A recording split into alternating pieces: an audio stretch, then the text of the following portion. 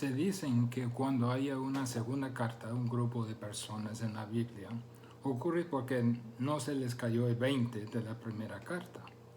Pedro es instrumento de Dios para escribir esta epístola como una advertencia. El propósito de la epístola es descubrir, frustrar y vencer la invasión de falsa enseñanza tan común en la iglesia. Cumplió ese propósito en aquel entonces y lo sigue cumpliendo hoy. A través de toda la escritura hay advertencias contra falsos maestros. Esos falsos maestros tratan de condenar a almas, cautivándolos, engañándolos con mentiras disfrazadas como profundas verdades espirituales. Son mensajeros de Satanás, mentirosos, motivados por el amor al dinero, amor al poder, amor al prestigio, a la fama, etc. Realmente son peones de las potestades espirituales que les dirigen a propagar mentiras satánicas para poblar al infierno. No obstante, viendo que esto es un problema constante, Dios siempre ha tenido hombres y mujeres que hablan su verdad. En cada época hay personas que advierten del engaño y de los engañadores. Ahora Pedro no habla con pelos en la lengua, habla bien directo y claro. El propósito de Pedro no es tanto de tratar con la doctrina de los herejes, sino tratar con su carácter. Podemos aprender de esa epístola a identificar al engañador y a su engaño. Pedro no identifica ninguna herejía específica, pero sí identifica las características de los falsos maestros. La doctrina falsa podría cambiar, pero el carácter del hereje no cambia. Ellos enseñan herejías destructivas, contradicen al Señor Jesucristo, tergiversan las escrituras para hacerlo, desacreditan la verdad bíblica, desprecian a la autoridad. Son llevados por sus propias concupiscencias y difaman a los mensajeros de Dios. Son inmorales, explotan a otros por codicia, seducen a otros con placeres sensuales, prometen la vida buena pero no la pueden entregar. Sus víctimas son personas inestables que aman a todas las cosas equivocadas y por eso caen víctimas a esos vendedores de maldad. Pedro escribe con cierta urgencia en su corazón, porque segunda de Pedro fue su última carta. En capítulo 1, versículo 12, dice Pedro que por esto yo no dejaré de recordaros siempre estas cosas, aunque vosotros las sepáis y estáis conformes en la verdad presentada. Pues tengo por justo en tanto que estoy en este cuerpo, el despertaros con amonestación, sabiendo en breve debo abandonar el cuerpo, como nuestro Señor Jesucristo me ha declarado. Pedro está diciendo, no voy a vivir mucho tiempo más, y es mi deseo que recuerden estas cosas. Entonces voy a recordarles y recordarles y recordarles de estas cosas respecto a los falsos maestros que ya están trabajando entre ustedes, para que cuando yo haya ido, las tendrían fijados en su mente. Pedro quiere proteger al creyente. Quiere que la iglesia pueda defenderse contra la invasión de los maestros falsos. Pedro aquí en esta epístola nos presenta 3 defensas básicas a la enseñanza falsa. Primero presenta una defensa contra los falsos maestros que es conozca a su salvación. Esa es su primera defensa. Es del capítulo 1 del 1 al 11. La confianza en nuestra salvación, los recursos de nuestra salvación, el conocimiento verdadero de Dios por medio de Jesucristo con seguridad es la primera línea de defensa. Es como el yelmo de la salvación. Lo que nos protege de la mortalidad, de los golpes de Satanás, es ese yelmo. La defensa de saber que uno es salvo, de saber que pertenece a Cristo. Su defensa empieza con la clara comprensión de la relación de salvación a Dios. Pedro quiere que sepa dónde usted está parado, para que pueda estar firme donde está parado. El cristiano dudoso y confundido será presa fácil para los falsos maestros. La persona o no creyente o inseguro de su salvación es vulnerable a la falsa doctrina. Es presa fácil. Recuerde todo, Pedro dice, lo que Dios ha hecho por nosotros. Versículos 4 y 5. Dice, por medio de las cuales nos ha dado preciosas y grandísimas promesas, para que por ellas llegase a ser participante de la naturaleza divina, habiendo huido de la corrupción que hay en el mundo a causa de las concupiscencias.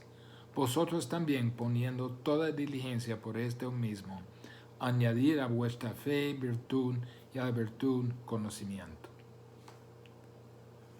Recuerde lo que Dios ha dado. Dios nos ha dado todas las cosas que pertenecen a la vida y la piedad mediante el conocimiento de aquel que nos llamó por su gloria y excelencia. Nos ha dado preciosas y grandísimas promesas. Nos ha hecho participantes de la naturaleza divina. Entonces recuerde lo que Dios ha hecho por usted. Recuerda que la manera que vivimos nos da seguridad de nuestra salvación. En versículo 5, poniendo toda diligencia por esto mismo, añadid a vuestra fe. Que las características de fe se ven en la vida. Poniendo toda diligencia, a hacer máximo esfuerzo a la par de todo lo que Dios ha hecho por nosotros. La fe está en vista aquí. No habla de un inconverso. A vuestra fe añadid. Añadir quiere decir generosamente colmando a su vida, no de forma superficial ni egoísta. La fe es el suelo donde crecen las flores. Si estas cosas están en vosotros y abundan, van a tener fruto y no va a olvidar si es salvo o no. Ahí está la confianza de su salvación. Y al parecer los falsos maestros no tendrán nada que ofrecerle. ¿Cuáles son esas características de la fe? Primero, virtud. La virtud es la calidad de vida que destaca la excelencia en ellos. Se usaba de heroísmo, se usaba de calidad moral. Usualmente se usa como el cumplimiento excelente más allá de la expectativa. Agregar a su fe virtud y a su virtud conocimiento.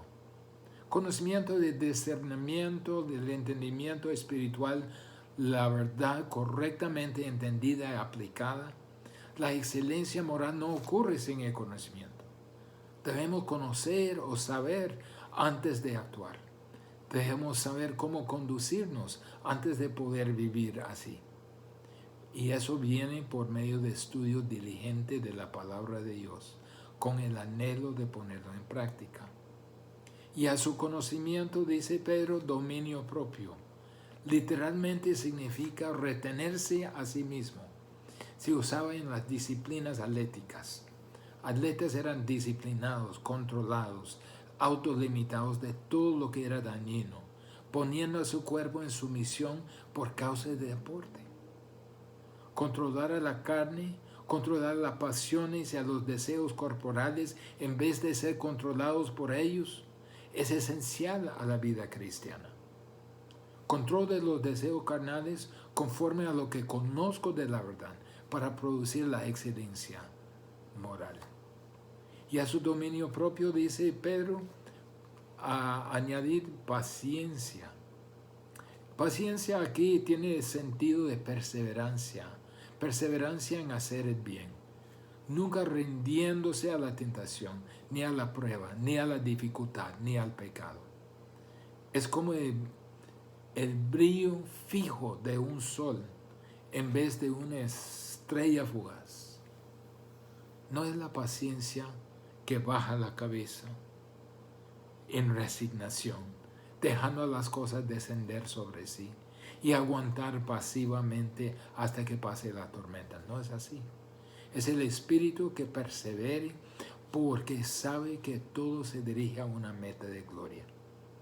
Proseguimos la excelencia moral basado en el conocimiento espiritual que produce dominio propio y perseverancia bajo tentación sin capitular. Y a su paciencia, piedad. Piedad significa reverencia.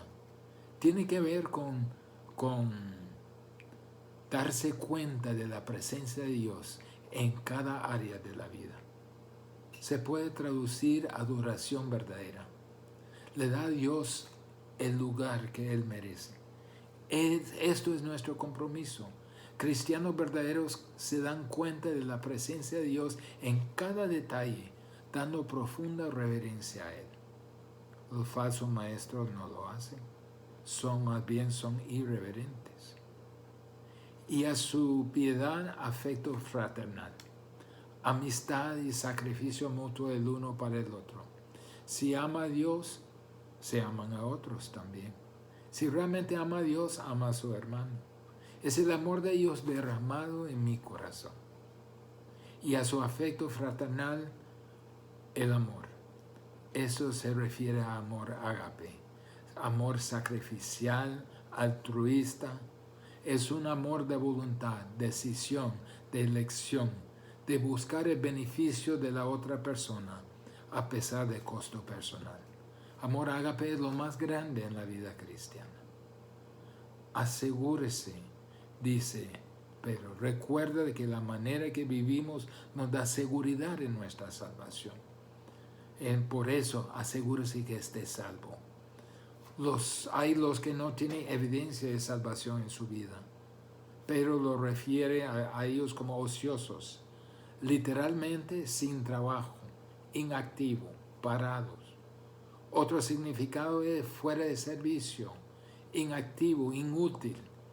Si estas verdades están en su vida, no estaría inactivo, no estaría inútil en términos de su efectividad. Tampoco será sin fruto, tampoco sería improductivo.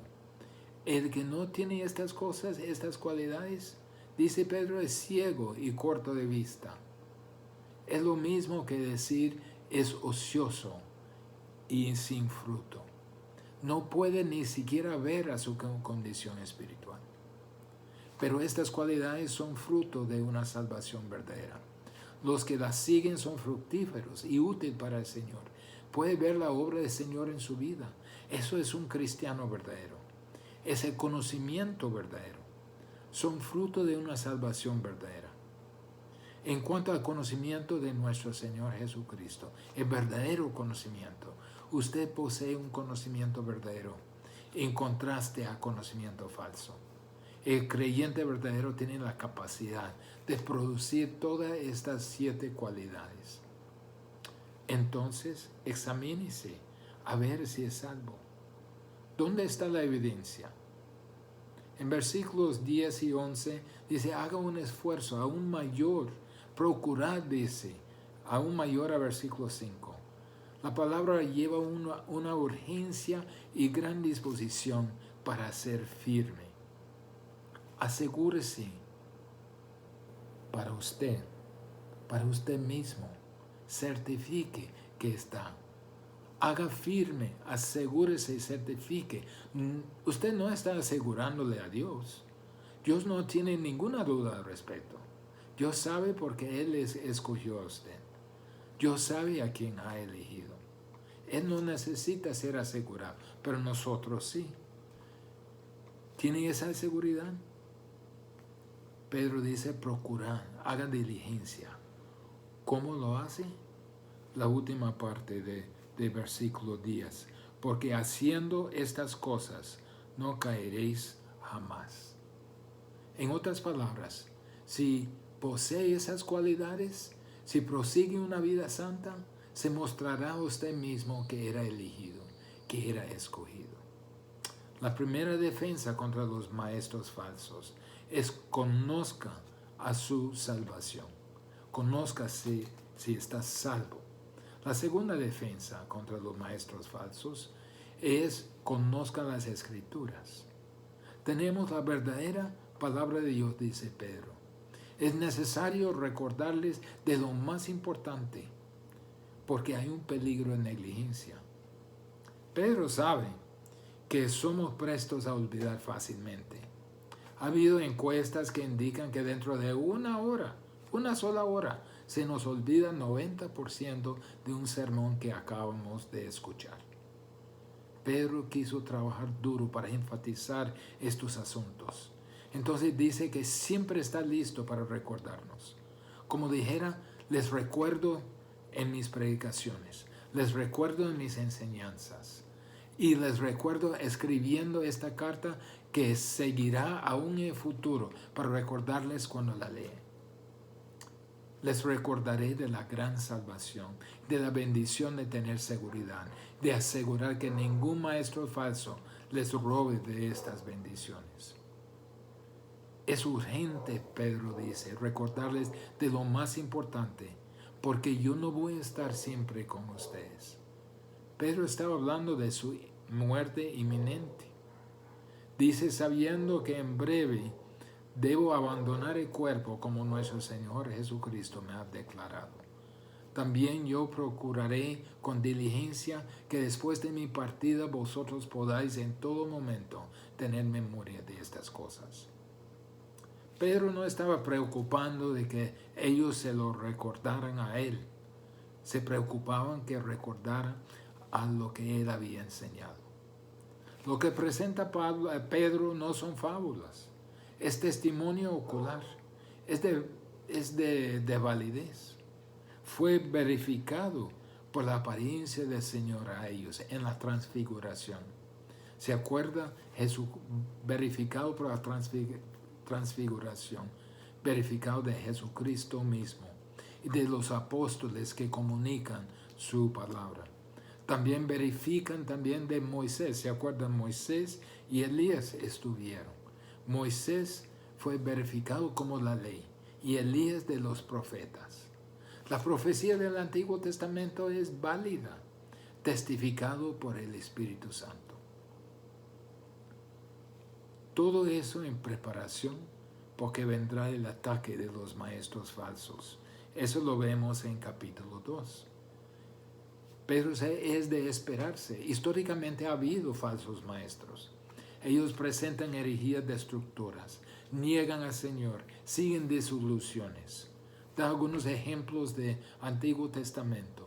Los ángeles que pecaron y eran condenados por el Señor. De Balaam, que era un profeta al mejor apóstol, al mejor pagador. Y Dios tuvo que enjuiciarlo, aún en boca de una mula que supuestamente era mudo. Maestros falsos hay.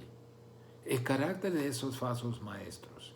Pedro no detalla ninguna enseñanza falsa, sino describe lo que motiva a ellos y los resultados en su vida. Ellos motivan por la avaricia, tienen el corazón habituado a la codicia y son hijos de maldición. Ellos siguen la carne, siguen sus concupiscencias, tienen los ojos llenos de adulterio, no se sacian de pecar, seducen a las almas inconstantes. Pues hablando palabras infladas y vanas, seducen con concupiscencia de la carne y de disoluciones. Ellos desprecian al señorío, les prometen libertad a todo lo demás, y ellos mismos son esclavos de corrupción. Son atrevidos y contumaces, declaran juicios contra potestades, lo que ángeles con más poder ni se atreven a decir. Prometen mucho, pero no producen lo prometido. Ellos son fuentes sin agua, nubes empujadas por la tormenta, pero que no dan su lluvia. ¿Cuál es el futuro de esos falsos maestros? Dice, para los cuales la más densa oscuridad está reservada para siempre. Su postrer estado viene a ser peor que el primero. Habían conocido al Señor y volvieron su espalda a Cristo. Es tal como el famoso proverbio: el perro vuelve a su vómito y la puerca recién lavada a revolcarse en el lodo. Hay una necesidad de recordar lo que han sido enseñado. La fuente verdadera, los profetas y los mandamientos de Jesús por medio de sus apóstoles.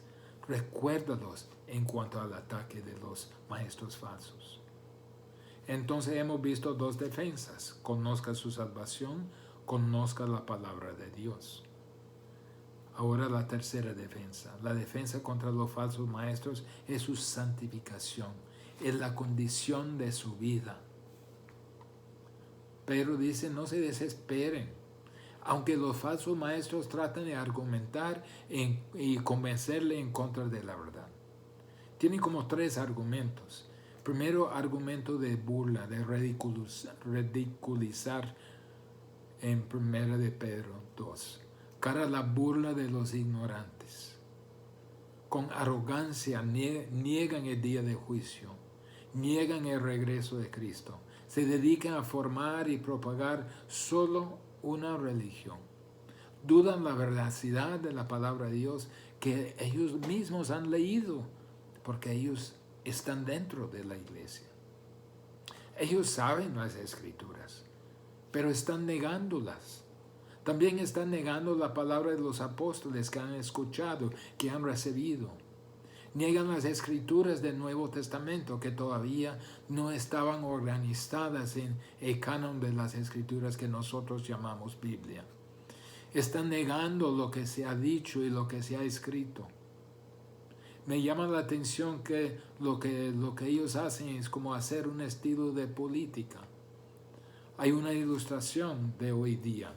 En la Iglesia Católica en los Estados Unidos hay una gran discusión si el presidente Biden debe recibir la Santa Comunión, porque él cree en el aborto y la Iglesia no, la Iglesia Católica no. Muchos están de la opinión que la mayoría de los católicos deben decidir si eso es aceptable o no y que la religión debe hincarse a la opinión de la mayoría. Esto es precisamente lo que estos maestros falsos promueven. Imponerse a las escrituras por mayoría, por su propia opinión. Se burlan de las escrituras como si no estuvieran actualizadas. Entonces, su primer argumento es de burla, es de ridiculizar. Pero su segundo argumento es un argumento de su estilo de vida. En 2 de Pedro capítulo 2 dice que ellos andan y mayormente, versículo 10, y mayormente aquellos que siguiendo la carne andan en concupiscencias, inmundicia y desprecian el señorío. Ellos están con una conducta diaria, su vida diaria, caminando según su propia pasión y deseo sexual. Versículo 14 dice, tienen los ojos llenos de adulterio. No pueden ni ver a una mujer sin pensar de ella como compañera de sexo. No se sacian de pecar. En versículo 18 dice que seducen con concupiscencias de la carne y disoluciones a los que verdaderamente habían huido de los que viven en error. Mire, falsos maestros que no reconocen la verdad y no conocen a Dios y no tienen nada que frenar su carne. Son como los animales brutos, llevados por sus pasiones, como perros callejeros. Niegan y se burlan de la segunda venida del Señor, porque quieren seguir sus placeres sensuales y sexuales sin tener que rendir cuentas a nadie, sin retribución, sin consecuencias. Hombres que creen en la autodeterminación, la autoperfección del hombre, no pueden aceptar que el hombre tenga que rendir cuenta, que somos dependientes en el Creador. Es una locura a ellos. Entonces burlan y promueven una vida de licencia, pero es como tapar el sol con el dedo. El tercer argumento de ellos es el argumento de razonamiento. Y diciendo, ¿Dónde está la promesa de su advenimiento? Porque desde el día en que los padres durmieron, todas las cosas permanecen así como desde el principio de la creación. Dicen que Jesucristo nunca vendrá. ¿Por qué? Porque nunca ha venido hasta ahora. Es ridículo como decir que nunca voy a morir porque nunca he muerto. Van hasta Génesis y dicen, mire, todo ha pasado lo mismo desde los patriarcas. Todo sigue igual, no hay nada nuevo ni habrá. Tratan de mostrar uniformidad, inmutabilidad, que nada cambia, y continuidad. Que nada cambia es que el tiempo es solo un proceso largo y lento de existencia. Eventos cataclísmicos nunca ocurren. Cosas como la intervención divina y juicio divino no ocurren. No hay Dios, no hay cambio, no hay juicio, no hay nada. Todo ocurre tal y como ha ocurrido por los siglos. Hermanos, dice Pedro, Dios es lento, no es lento, más bien es paciente. Ustedes tienen que entender el concepto del tiempo de Dios. ¿Sabe por qué el Señor se demora? No es porque es tarde en cumplir su promesa. No es porque no cumple su promesa. No es porque no es fiel a su palabra. No es porque no dice la verdad. No es porque no es porque es impotente. No es porque es indiferente. No es porque está ocupado haciendo otras cosas como los hombres cuentan la lentitud. Es porque Dios es fiel a su carácter. Dios no es lento, es paciente, dando oportunidades a los hombres para que se arrepientan y para que no tengan que enfrentar su justo juicio. El concepto de tiempo de Dios es diferente al concepto de tiempo de los hombres. Entonces entienda que Dios no es lento, más bien es paciente. Recuerda también su futuro garantizado, reservado en el cielo por ustedes. Pedro lo había mencionado muchas veces en Primera de Pedro. Llegará, dice. Los falsos maestros pueden ridiculizarlo. Ellos tal vez no lo quieren porque no quieren rendir cuentas y quieren vivir en inmoralidad y libertinaje sexual. Y tal vez creen en la perspectiva de la historia que todo continúa exactamente como siempre, tal como ha hecho en toda la historia. Pero llegará a pesar de lo que ellos creen. Llegará a pesar de lo que ellos quieren. Llegará a pesar de su burla. Es inevitable, según el Antiguo Testamento, no solo dicho por los santos profetas, sino también por el mandamiento del Señor que ha sido comunicado por sus apóstoles. Entonces, no se desesperen, aunque los falsos maestros traten de argumentar en contra de la verdad, ustedes entiendan el tiempo del Señor. Recuerden que tienen su futuro garantizado. Y además que ustedes sean irreprensibles. En versículos 14 a 16 de capítulo 3. Pedro dice, si sabe que Jesús viene, si anticipa lo que él llama el día de Dios, el día de la eternidad, si anticipa el estado final, el glorioso futuro, la eternidad que Dios tiene planeado para los que le aman, ¿en qué manera debe impactar a su vida hoy? ¿No debe tener implicaciones fuertes en cuanto a la manera que vive? En contraste a ser manchados y deformados y sucios, debemos ser limpios, sin manchas, irreprensibles. Habla de nuestro carácter y reputación, de lo que somos en realidad y lo que la gente piensa que somos. Sin mancha es lo que soy. Irreprensible es mi reputación. Puro en lo que soy y puro de reputación. Así el Señor nos quiere encontrar. Y guárdese contra los falsos maestros. Versículo 17. Así que vosotros, oh amados, sabiendo de antemano, ¿Sabiendo de qué? Sabiendo que habrá falsos maestros, quienes vendrán tergiversando y distorsionando la palabra de Dios, llevando personas a su propia condenación. Ya que sabe esto de antemano, guárdese, toma medidas de protegerse contra sus herejías destructivas. Estos hombres sin principios, inicuos, estos hombres que viven aparte de la ley de Dios, cualquier tiempo que usted lo acompañen o escuchan a estos maestros inicuos que distorsionan la palabra de Dios, usted corre el riesgo de ser arrastrado por su error. No puede quedarse en una iglesia, en una conferencia, en una campaña donde alguien tergiversa la palabra de Dios y distorsiona las escrituras, sin correr usted el riesgo de ser arrastrado en error. ¿Cómo debemos hacerlo? Pedro hace el fantástico resumen en versículo 18. Dice: antes bien, creced en la gracia y conocimiento de nuestro Señor y Salvador Jesucristo. A Él sea gloria ahora y hasta el día de la eternidad. Amén. Dado que vamos a pasar nuestra eternidad con el Señor Jesucristo, debemos estar creciendo en la gracia y conocimiento de Él. ¿Cuánto ha crecido usted en la gracia del Señor? ¿Cuánto ha crecido en el conocimiento de Jesús? No debemos estar estáticos, debemos avanzar. Oremos.